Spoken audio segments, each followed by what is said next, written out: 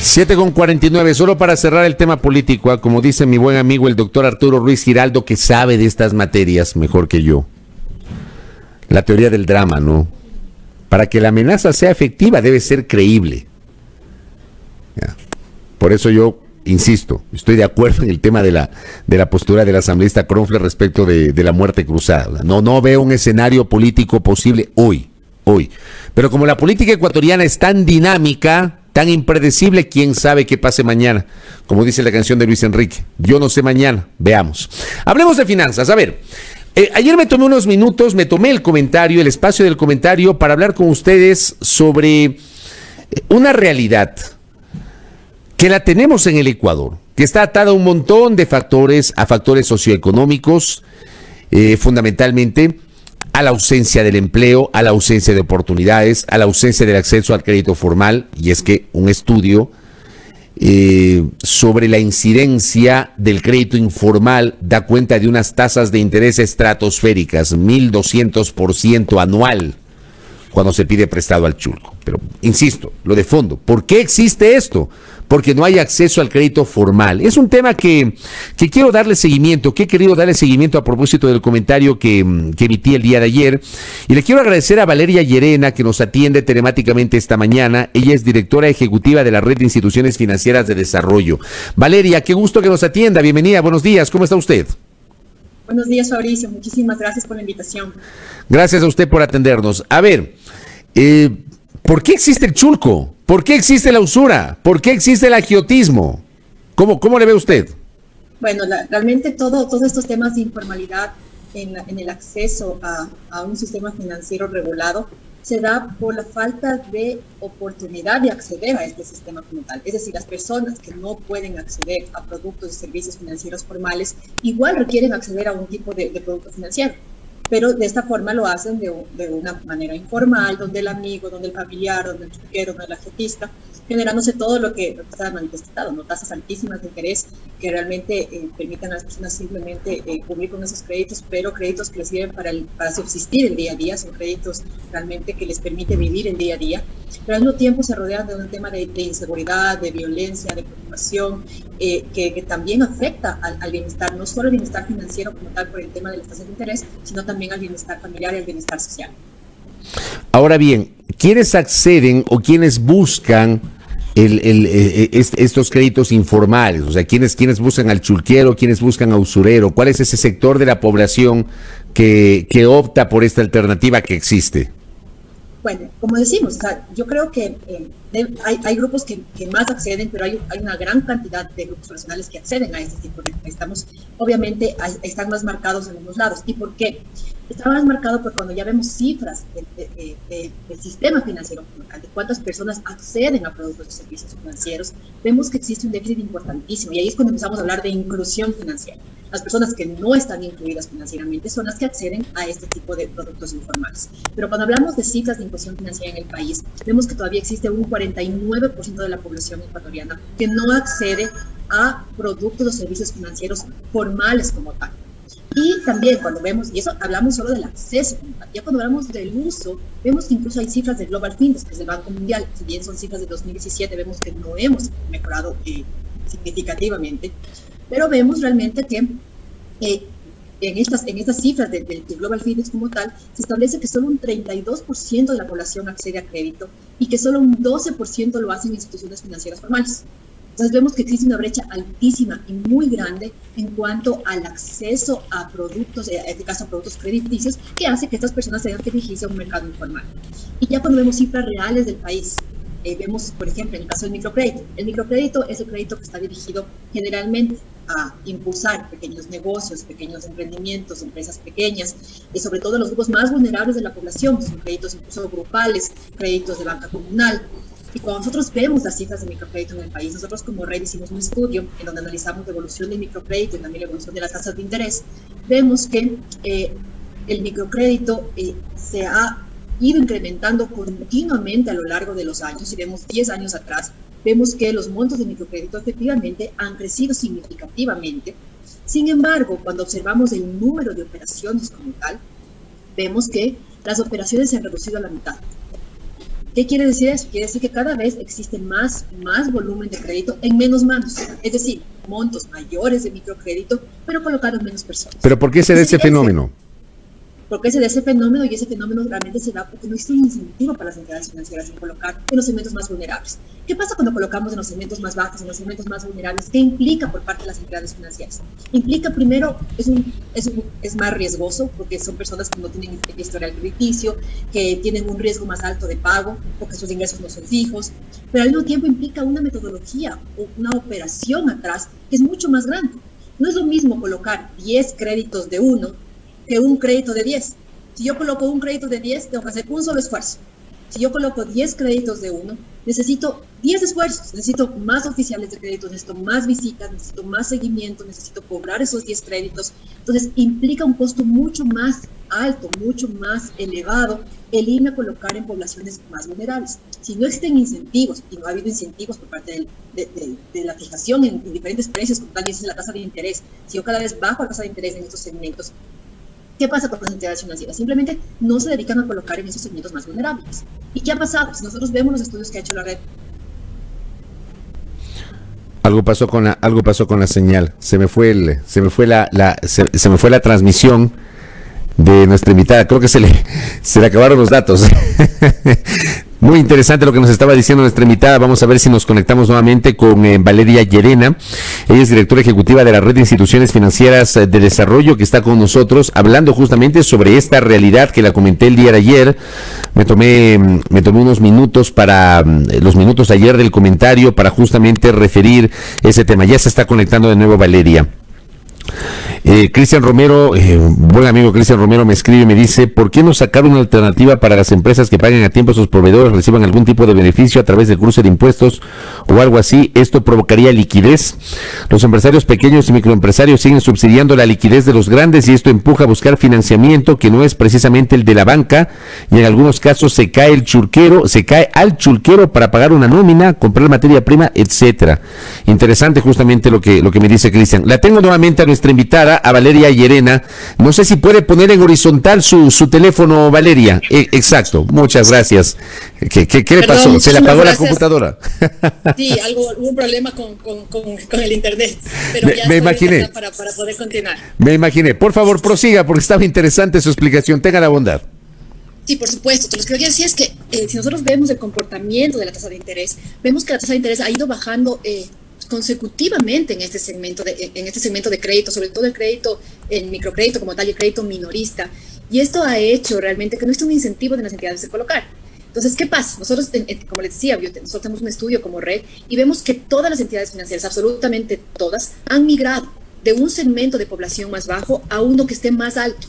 ¿Por qué? Porque simplemente los costos no les alcanzan a cubrir. Las entidades financieras no pueden arriesgar en generar pérdidas por atender estos segmentos, porque realmente las entidades financieras son custodias del dinero de sus depositantes. Por tanto, si no se les generan los incentivos adecuados, van a salir de este segmento poblacional. Y esto se evidencia con las cifras. Como digo, ya han salido del segmento poblacional más bajo y de los grupos más vulnerables. ¿Y qué pasa?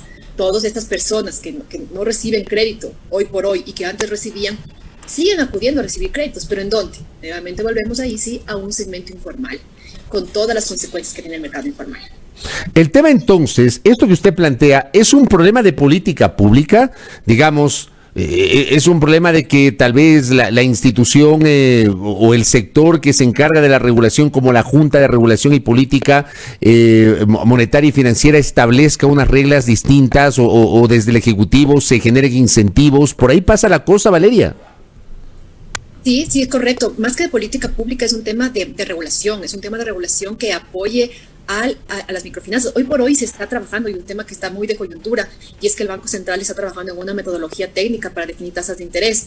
Este es un tema sumamente importante porque está comprobado, como digo, que cualquier regulación para el sistema financiero que no tenga un sustento técnico atrás, que no siga estos parámetros técnicos como tal, pueden generar los efectos contrarios, porque muchas veces se habla, y hemos escuchado a nivel de asamblea y a nivel de otros actores decir: hay que bajar las tasas y hay que ponerlas en un 7%, hay que ponerlas en un 8%. Pero si nosotros no tenemos un sustento técnico atrás, como digo, no es solo pensar en las entidades financieras, es pensar en el usuario final, es pensar que se puede generar los efectos contrarios porque estamos generando unos incentivos perversos para que las entidades financieras no coloquen en los segmentos más vulnerables de la población. Porque las entidades financieras, como digo, no van a perder, no van a ir a colocar en un segmento donde están perdiendo, entonces simplemente dejan de colocar. Y lo que hay que decir siempre, no hay crédito más caro que el que no existe. Pero el crédito que no existe es el que se vale crédito informal, con tasas de 1000%. Pero uno entendería, por ejemplo, que las cooperativas que forman parte del sector de la economía popular y solidaria están justamente para eso, Valeria. Por supuesto, pero como digo, las entidades no pueden perder. Entonces, si no estén los incentivos adecuados, las entidades están colocando. Si ustedes ven, el crédito productivo, incluso en épocas de pandemia, ha crecido significativamente. Y las entidades siguen colocando y siguen tratando de incentivar el sector productivo. Y no nos olvidemos que son entidades que manejan, y hablo de bancos y cooperativas, muy bien su liquidez y sus indicadores de solvencia, porque tienen que ser entidades que sean estables y sostenibles en el tiempo. Sin embargo, nuevamente, si es que no hay un incentivo de colocación en el sector más bajo, en el sector más vulnerable, porque son créditos más costosos como tal, simplemente las entidades van a seguir migrando de esos segmentos hacia segmentos más altos como tal. Oiga, le quiero leer, el momento que usted, que tuvimos el problema de conexión, me escribió un buen amigo, Cristian Romero, este mensaje que lo voy a leer nuevamente porque me gustaría un comentario suyo. Decía Cristian, ¿por qué no sacar una alternativa para que las empresas que paguen a tiempo a sus proveedores reciban algún tipo de beneficio a través de cruce de impuestos o algo así?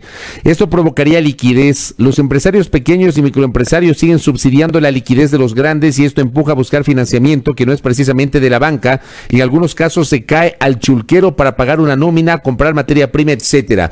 Me gustaría un comentario suyo sobre esta reflexión que hace nuestro oyente. Bueno, esto ya no cae en el campo financiero, ¿no? Esto cae más en el campo empresarial y ahí sí ya es un tema que... Y más productivo, ¿no? Sí, esto es un tema productivo. Esto es lo que hablan de que los microempresarios son proveedores de las grandes empresas y que generalmente las empresas que su forma de trabajar, ¿no? Su forma de trabajar es trabajar con cuentas por cobrar. Entonces lo que dicen es que se trabaje reduciendo cuentas por pagar de las grandes empresas, o reducir estos tiempos de las cuentas por pagar para que los empresarios tengan más liquidez, pero esto no cae en la banca como tal. O sea, lo que sí es importantísimo entender en la parte del sistema financiero, en el tema de las entidades financieras, es que el crédito es un dinamizador de la economía. Más allá que las entidades tengan liquidez o demás, siempre el crédito permite el extender sus negocios, el tener capital de trabajo, el extenderse, y en los microempresarios es fundamental porque los microempresarios, y está demostrado, ¿no? El tema de inclusión financiera, que parte de la inclusión financiera se pone a través de la microempresa, permite, y eso como digo, lo dice la CEPAL, lo dice la CAB, lo dice el BID, permite una generación de crecimiento y desarrollo económico en los países a través de la reducción de pobreza, de brechas de desigualdad, de desempleo, porque al dar crédito a estos pequeños negocios, estos también impulsan el crecimiento del empleo en sus pequeñas localidades y demás. Entonces es fundamental el insistir en que exista esta colocación formal, sobre todo en este grupo productivo que genera este desarrollo que tanto buscamos. Y que hoy por hoy vemos que existen unas cifras importantes de financiamiento informal que puede afectar, porque estos negocios, como cuando veíamos el estudio de equipaje que usted ha señalado en el tema del financiamiento informal, son personas que si bien es cierto piden dinero para sus negocios, como les digo, no permiten un crecimiento de esos negocios. Lo único que les permite es subsistir el día a día porque pagan créditos diarios que no les permite crecer, sino que les permite salir con el día a día para subsistencia. Valeria, hay dos problemas que yo he identificado, digamos, tras leer el estudio sobre el impacto justamente que tiene o la incidencia que tiene el crédito informal. Hay dos temas que yo, digamos, los subrayo, ¿no? El uno, el tema de la tasa de interés y el problema de acceso. Creo que el problema más que la tasa de interés hay un problema de acceso. O sea, mucha gente, como no puede acceder al mercado formal, al sistema financiero formal, lo que hace es buscar la alternativa del chulco para satisfacer una emergencia que pueda tener, ¿no? En ese estudio se señalaba, por ejemplo, que el mayor porcentaje de créditos informales son inferiores a $500, o sea, son de hasta $500, y se establece una tasa altísima. Quisiera que usted, sobre el tema de la tasa de interés, para aterrizar esto, hagamos una comparación de la tasa de interés que presta el chulco con la tasa de interés del mercado formal. No sé si usted puede hacer esta comparación, Valeria.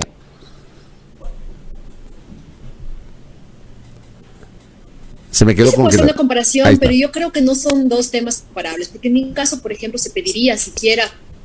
¿Se me escucha ahí? Sí, ahí sí, se me había quedado congelada, pero ya la escucho de nuevo. Ahí les decía que la comparación se la puede hacer, sin embargo, no creo que sea comparable, puesto que son tasas realmente que no tienen mucho sentido, ¿no? Incluso jamás se pediría que se vea posibilidad de llegar a tasas así en el mercado formal, porque como digo, son tasas abusivas, son tasas que realmente atentan contra el bienestar financiero y social de las personas. Entonces estamos comparando de tasas de microcrédito del 28% anual contra tasas del 1000% anual. Como digo, son casi incomparables. Entonces no tendría mucho sentido hacerlo. Lo que yo sí creo, como yo comparto totalmente el criterio de que el tema de la inclusión financiera no tiene mucho que ver con la tasa como tal, sino más con el acceso. Y ahí también se hablaba, y no nos olvidemos que también se hablaba de la comodidad que tienen las personas en acceder a este tipo de créditos informales, ¿no? O sea, acceden en horas, no tienen muchos requisitos. Entonces también es un trabajo importante desde el ámbito regulatorio y desde el ámbito de las entidades financieras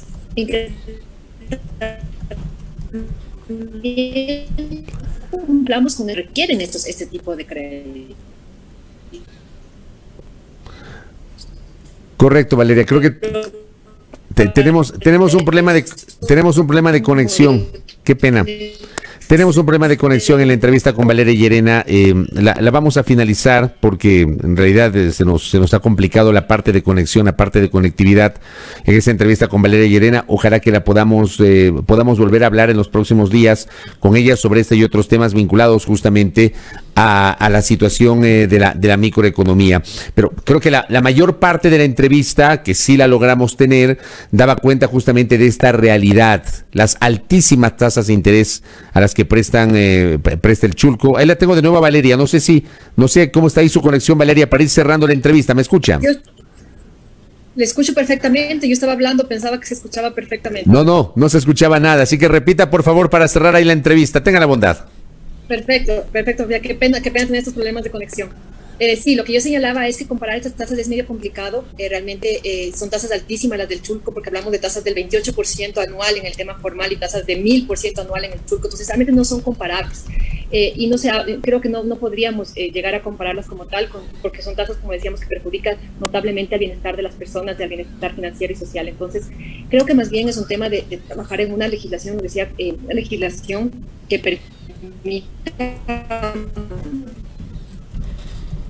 como decíamos, el Chulco, muchas personas acceden al Chulco porque es muy fácil, muy sencillo hacerlo, ¿no?